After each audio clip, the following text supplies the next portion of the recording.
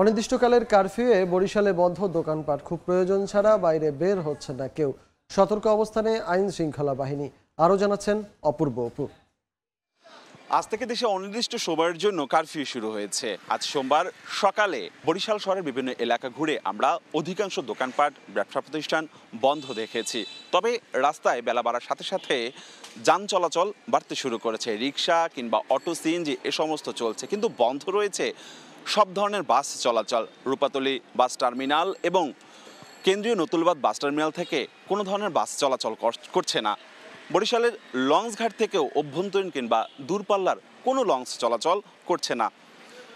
শহর জুড়ে থমথমে অবস্থা বিরাজ করছে, জনমনে আতঙ্ক রয়েছে কখন কি হয়। আপনি জানেন যে গতকালকে বৈষম্য বিরোধী আন্দোলনকারীদের সাথে পুলিশের এবং আওয়ামী লীগ নেতা বা ছাত্রলীগ নেতাকর্মীদের সাথে দফায় দফায় দিনভর সংঘর্ষ হয়েছে, ব্যাপক সহিংসতা হয়েছে।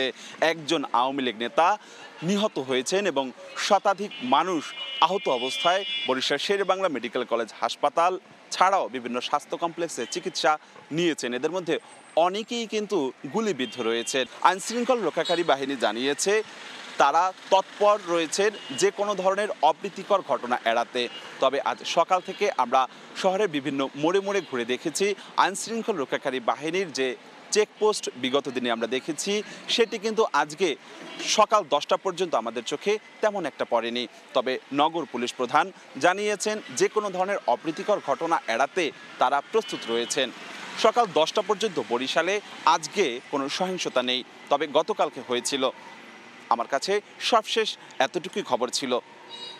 অপূর্ব অপু, সময় সংবাদ, বরিশাল।